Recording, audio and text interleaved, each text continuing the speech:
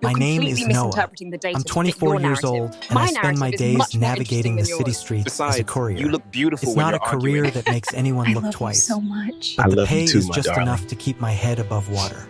My home is a corner of a cramped shared apartment in a part of Philadelphia where the sirens never seem to stop. The building has that permanent scent of damp concrete and old cooking oil with hallway lights that buzz and flicker over worn-out linoleum. It's far from ideal, but it's what I can manage for now, and that's all right. I didn't move to the city seeking comfort. I came here searching for a different future.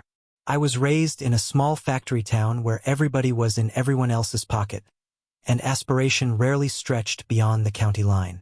My family was never well off.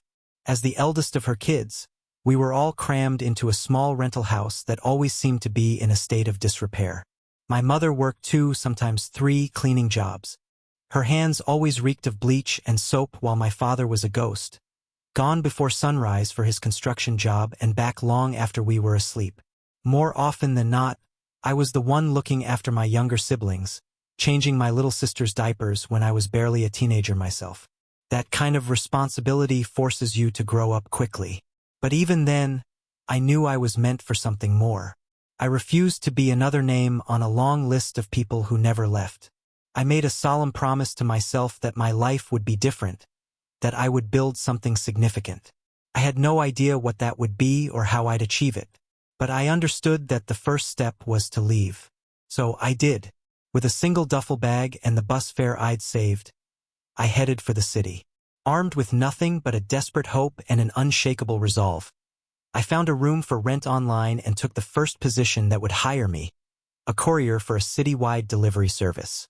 My days are a repetitive loop of driving through Philadelphia, dropping off packages to every kind of address imaginable, gleaming corporate towers, sprawling suburban homes, and gritty apartment complexes. Most of the time, it all just blurs together. I'm up before dawn, slipping out of the apartment while my roommates are still passed out, grabbing a burnt-tasting coffee from the 24-hour bodega, and getting on the road. I avoid spending any more time in that apartment than absolutely necessary. Not out of shame, but because its 4 walls are a constant, suffocating reminder of how much further I have to climb. This one particular day began just like any other. My route sheet listed 35 stops, and my dented cargo van was packed to the ceiling with cardboard boxes. I pulled on my standard uniform of faded navy polo shirt, tan work pants, and my ID badge dangling from a frayed lanyard and started my engine. The sun was out, casting a brilliant light that made the city feel clean and new. It was one of those rare spring mornings where the air is crisp and full of promise. I had my window rolled down, letting an old soul station fill the van, trying to hold on to a positive state of mind. Around my 18th stop, I found myself in a neighborhood I had never delivered to before. It was a pocket of old-world elegance tucked away from the city's chaos with cobblestone streets and immaculate brownstones, manicured lawns, gleaming bay windows, and high-end European cars parked along the curb. It was the kind of area where you just knew the residents didn't worry about the price of groceries. I checked the address on the label one more time, grabbed the corresponding package, and made my way up a slate walkway to a handsome brick townhouse. The home was a perfect blend of historic charm and modern design with sharp, clean lines and large glass panels that overlooked a private garden. I pressed the doorbell, took a professional step back, and waited. A moment later, the door swung open, and she was standing there.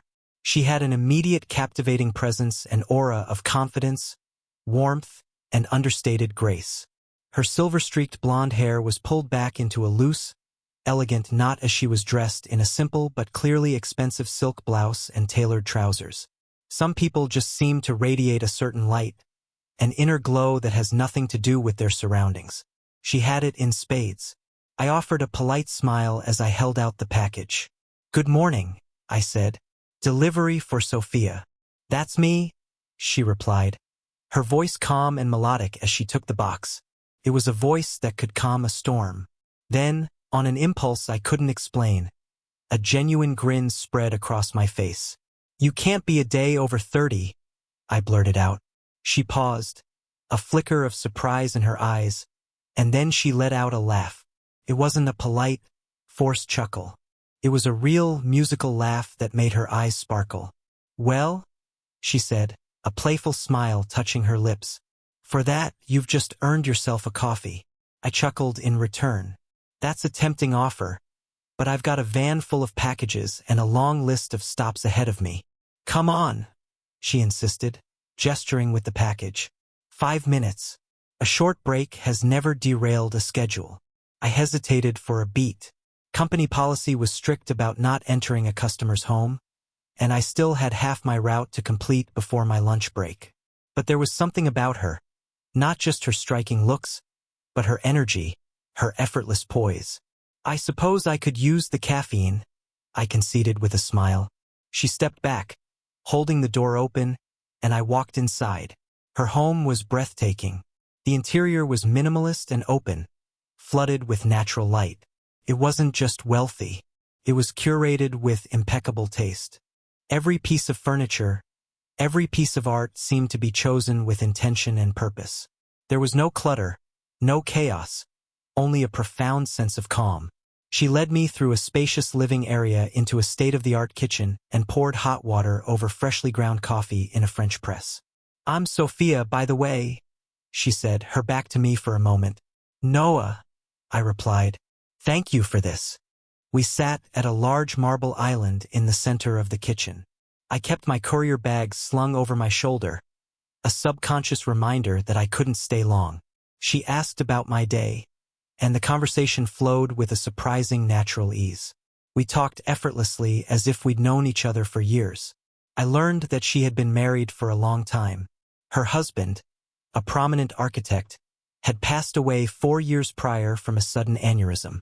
He was on a flight to London for a project, and she described the awful, surreal hours of waiting by the phone, not knowing anything until the airline finally called. She spoke about it with a quiet acceptance, like someone who had already navigated the deepest waters of grief and found her way back to shore. She wasn't bitter, just reflective. She admitted that she hadn't dated since, that she felt like that chapter of her life was closed. Some days were profoundly lonely, she confessed. But that was just part of life.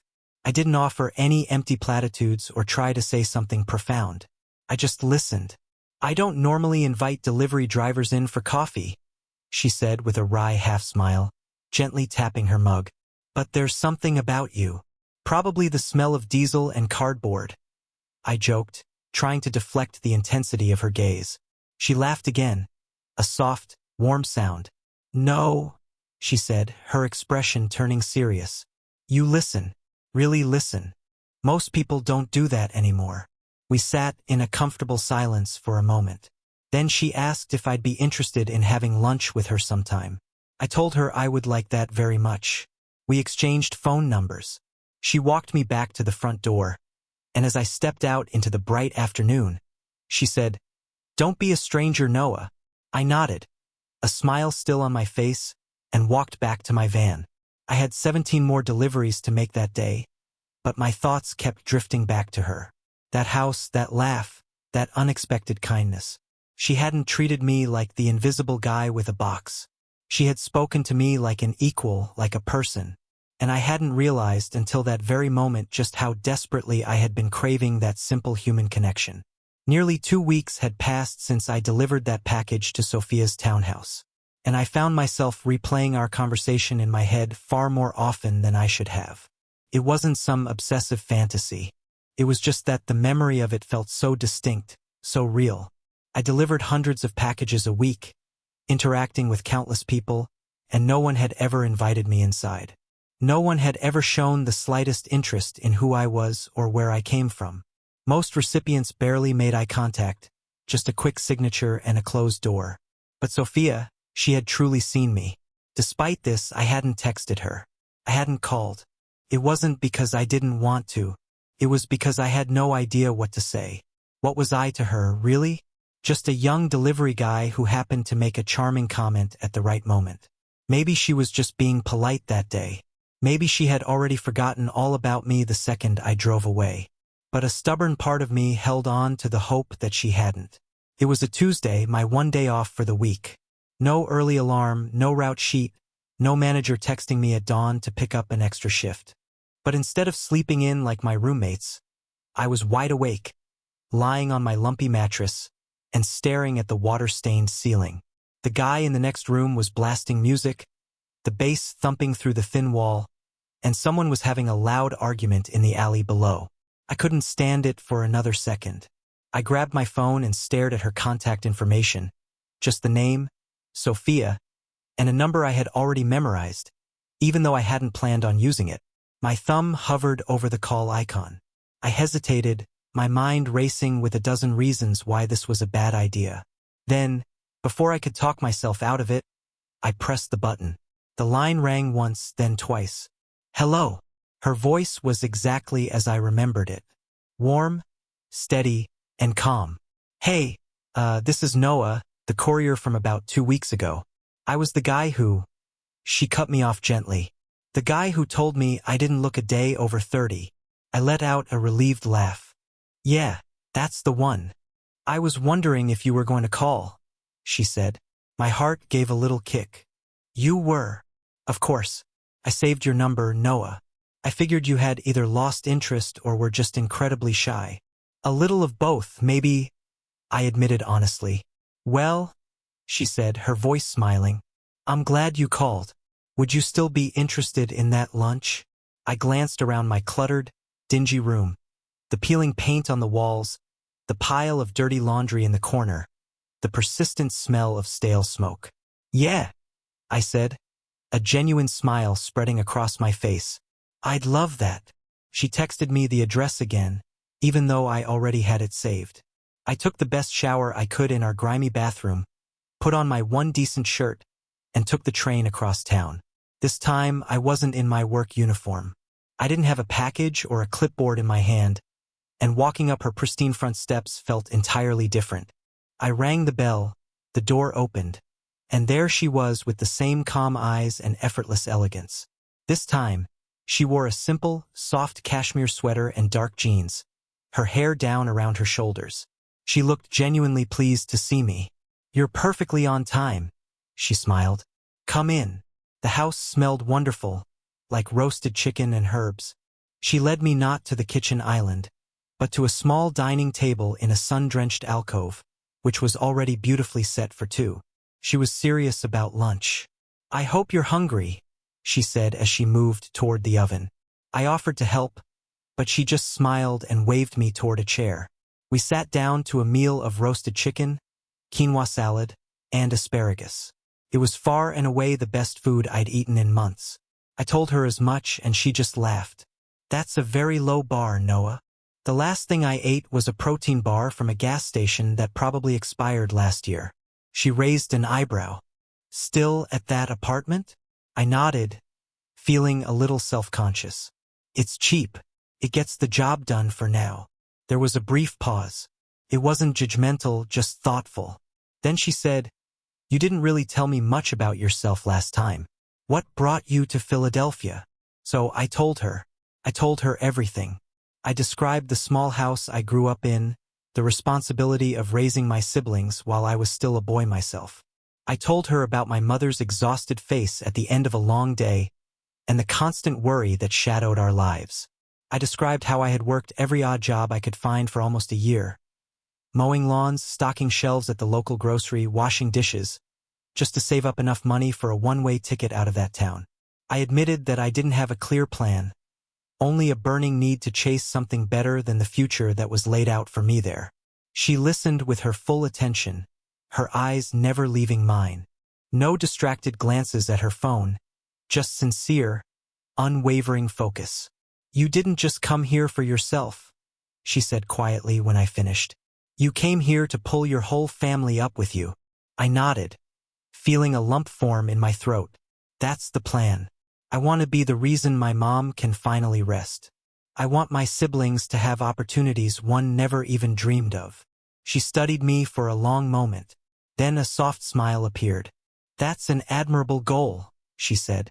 Most men your age are chasing very different things. I just shrugged. Maybe I'm just built different. There was another pause, this one filled with a different kind of weight. Then she leaned back in her chair and looked at me directly.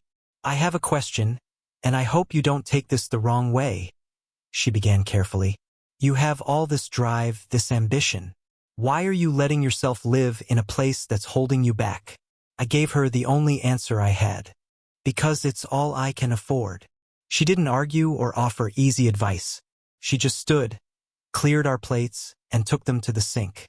After a moment, she turned back to me, her expression resolute. Well, she said, her voice firm but kind. That's about to change. I blinked, confused. What do you mean? She gestured around the beautiful, quiet house. I have a 2-bedroom guest suite above the garage. It has its own entrance, a kitchenette, a bathroom. It's been empty for years. I want you to live there. I laughed, thinking she couldn't be serious. Wait, for real? Yes, Noah. You'll have your own space, no rent. The only expectation is that you use the stability to focus on your goals. It's time you live like a human being. Sophia, I can't accept that, I said, my voice firm, but my heart pounding at the sheer generosity of the offer. That's far too much. I have more space than one person could ever need and more silence than is good for me, she countered gently. You need a stable place to land, and frankly, I could use the company, even if it's just knowing someone else is around. This isn't charity, Noah. Think of it as an investment in potential. I hesitated. My pride screamed at me to say no, that I had to do this on my own. But when you've been sleeping with one eye open for months, waking up to the sound of fighting and the smell of decay, an offer of kindness this profound feels like a lifeline you can't refuse. I don't even have enough stuff to fill a closet, I said, trying to make a joke to cover my overwhelming emotion. Even better, she smiled, her eyes warm. Makes for an easy move. Be here tomorrow. And just like that, the entire axis of my world shifted. The following morning was a revelation. I opened my eyes, and for the first time in months, I wasn't staring at a cracked and stained ceiling tile or listening to the muffled sounds of my roommate's television through a paper-thin wall. There were no roaches skittering near my shoes, no oppressive stench of mildew and old cigarettes.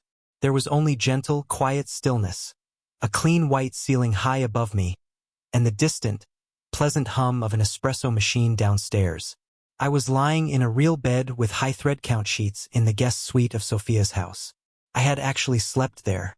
I had brought my life with me in a single duffel bag containing a few changes of clothes, my phone charger, and a new toothbrush I'd bought on the way over.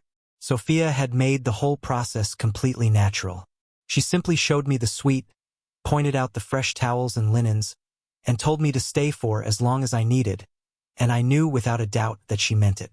I got up and walked down the outdoor staircase that connected the suite to the main house's garden patio. I found Sophia in the kitchen, barefoot on the cool stone floor, her hair pulled back, wearing an elegant silk robe and sipping coffee from a handmade ceramic mug. "Morning," she said, greeting me with that same warm smile. "Did you sleep all right?" "Like I was in a coma," I replied, rubbing the sleep from my eyes. "That mattress is dangerously comfortable." She laughed lightly. "I told you there's no reason for someone like you to be living in squalor." I didn't argue. I still felt a sense of displacement, of being out of my element, but it wasn't unpleasant. It was more like my reality hadn't yet caught up to my new circumstances. She made us both breakfast, scrambled eggs with chives, thick-cut toast with avocado, and I insisted on cleaning up afterward, needing to feel useful, to contribute in some small way. She didn't object. Later that day, she had to run some errands for the art gallery she co-owned.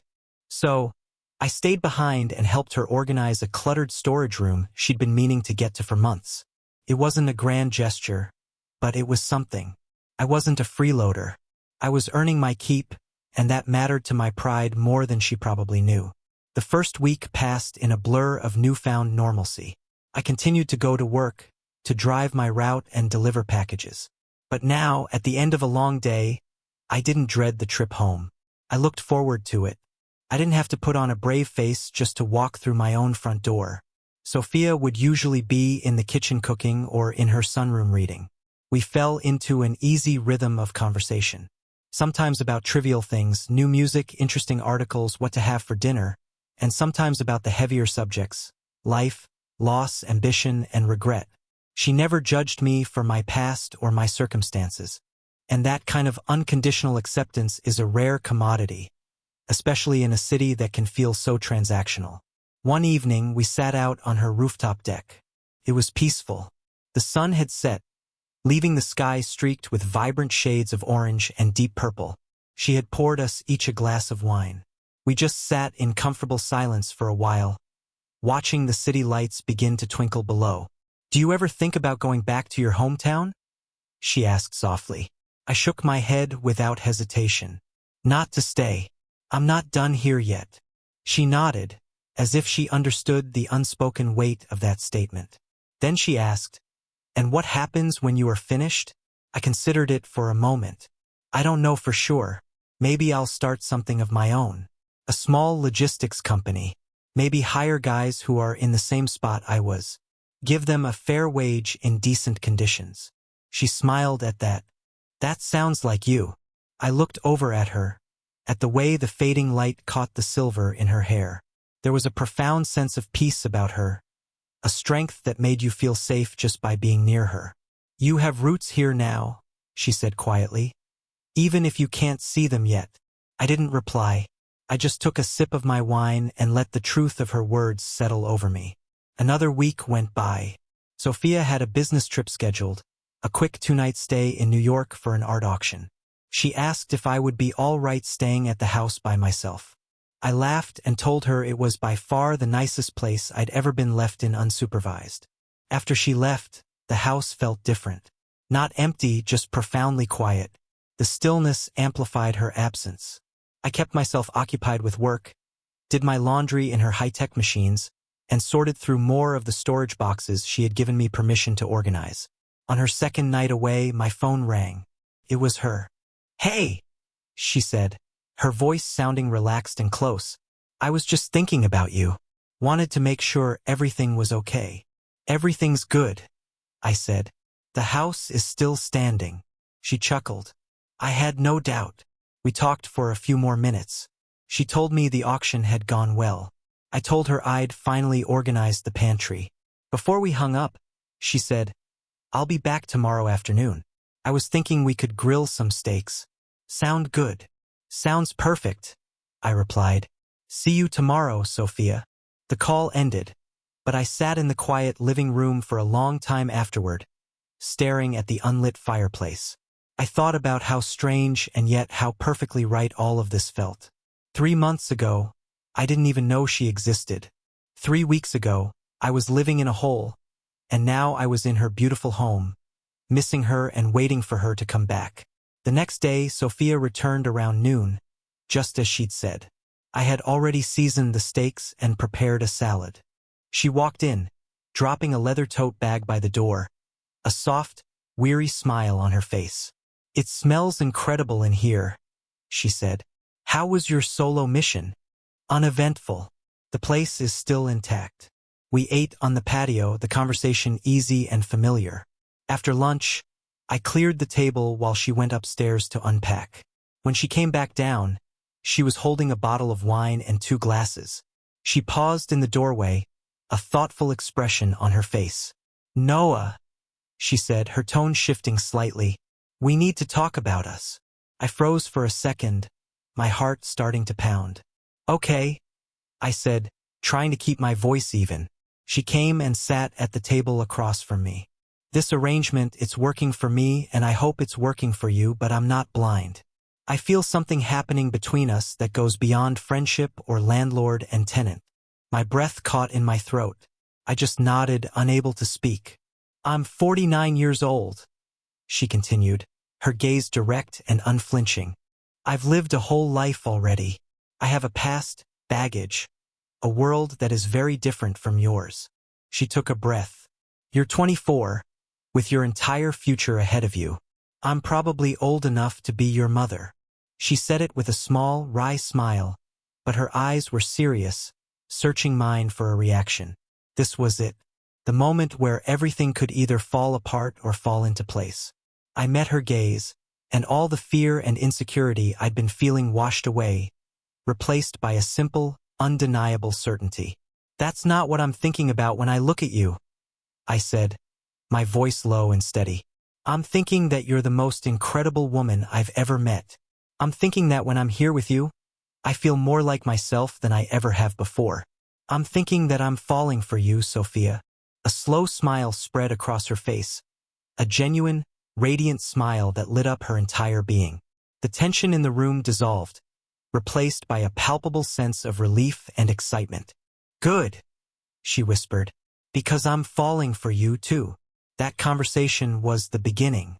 We had found a rhythm as friends, but now we had to find a new one as something more. She gave me space and I gave her my honesty. We still shared dinners and quiet mornings, but now they were filled with a different kind of intimacy. There was hand-holding across the dinner table, lingering glances, and long talks that stretched late into the night. We acknowledged the complexities, the age gap, our different backgrounds, but we didn't let them define us. Our connection felt too real, too significant to be dismissed by convention. After a few weeks of this new dynamic, we went on our first official date. She let me plan it. I took her to a small, hidden jazz club in a part of the city she'd never been to. We sat in a dark corner, listening to the music, our shoulders pressed together. It was perfect. That night, when we got back to the house, I didn't go up to my suite. She reached for my hand as we stood in the foyer, her thumb tracing patterns on my skin. She looked up at me, her eyes full of a question she didn't need to ask. I leaned down and kissed her, and in that moment, all the remaining barriers between us crumbled. It wasn't just a kiss. It was a confirmation, a promise of a future I had never dared to imagine. From that night forward, things between us settled into a beautiful reality. We were a couple. We didn't hide it, but we kept our world private and protected.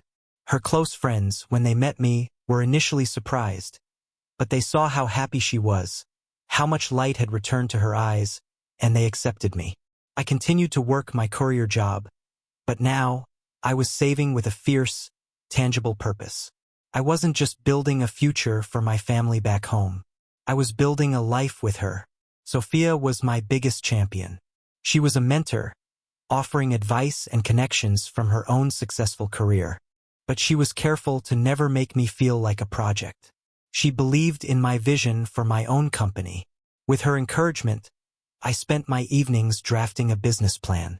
I took online courses in logistics and small business management. A year after our first kiss, I had saved enough money, combined with a small business loan I qualified for, to make it happen. I leased 2 used cargo vans and a small office space in an up-and-coming commercial district.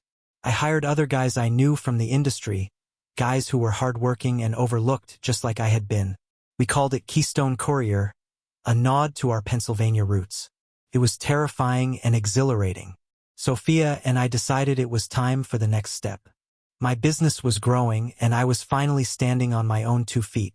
We started looking for a place that would be ours together. We found a beautiful loft apartment in a converted factory building, a space with high ceilings, exposed brick, and huge windows that overlooked the Delaware River. It was a neutral ground, a home we could build together from scratch. Sophia sold her townhouse, a decision she said felt like shedding a past she was ready to let go of, and we moved into our new life. She used some of the proceeds to invest in my company, becoming a silent partner and my most trusted advisor.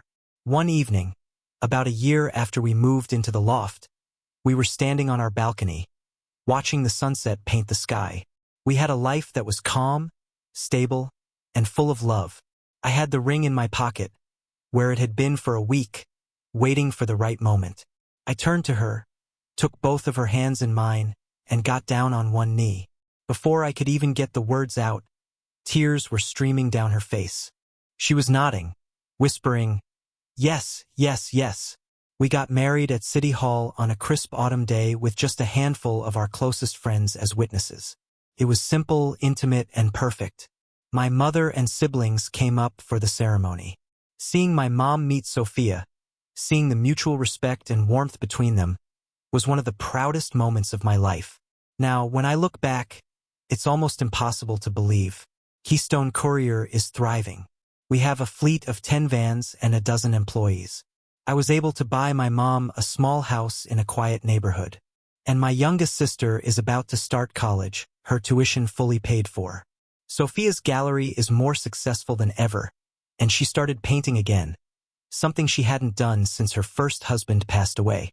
Our life isn't a fairy tale, but it's real. We build it every day through honesty, respect, and a deep, abiding love. Every now and then, Sophia will look at me with that playful smile I first saw on her doorstep and say, "I knew that line about me looking 30 was going to lead somewhere. I never could have imagined that one simple delivery, one impulsive joke would completely rewrite the story of my life, but it did." Proves that sometimes the biggest changes, the most profound love stories, begin with the smallest, most unexpected moments.